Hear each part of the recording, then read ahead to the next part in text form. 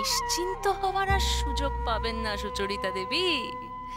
এক্ষুনি না বড় সড় ঝড় একেবারে আছড়ে পড়বে। না বড় বৌমা, আমি আমি কিছুতেই স্বস্তি পাচ্ছি না। মনের ভেতরটা কেমন আনচান আনচান করছে। কেবলি মনে হচ্ছে একজন কেউ আসছে। হ্যাঁ, কেউ আসছে।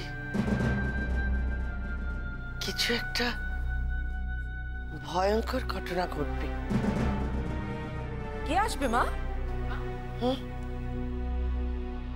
কে আসবে আমি তো তা জানি না মেজো বৌমা, তবে কেউ তো একজন আসবে। কেউ কে কে ওখানে?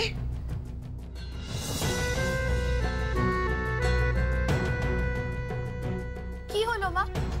মা ওখানে কেউ নেই। তুমি চলো ঘরে, চলো, তুমি বিশ্রাম নেবে। চলো তো ঘরে চলো। এসো না মা, এসো, চলো।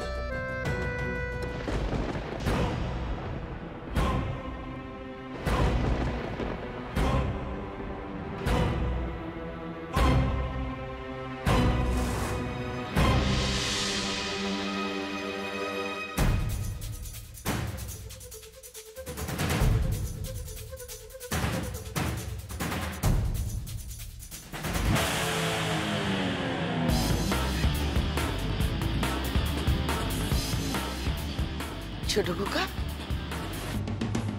তুই হঠাৎ পুলিশের পোশাকে? কিরে,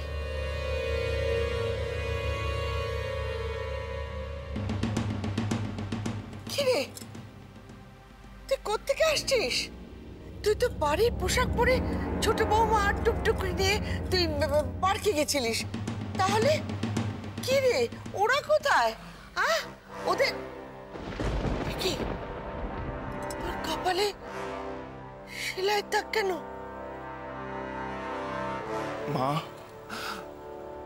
মাগো, মা এত বড় যুদ্ধে লড়ে বেঁচে ফিরেছি, শরীরে একটু আধটু কাটা ছেড়ে সেলাইয়ের দাগ তো থাকবেই। তুমি আমার ওই কুৎসিত সেলাইয়ের দাগের দিকে তাকিও না মা, আমার চোখের দিকে তাকাও, আমার চোখের দিকে দেখো মা। এই বেঁচে ফিরেছিস মানে কি বলছিস? একটু খুলে বল না আমাদের। আর তোর এই কপালের কাটা দাগটা, ওটা তো দেখে তো মনে হচ্ছে বেশ পুরনো। তুই যখন বেরোলি বাড়ি থেকে তখন তো এই কাটা দাগটা ছিল না।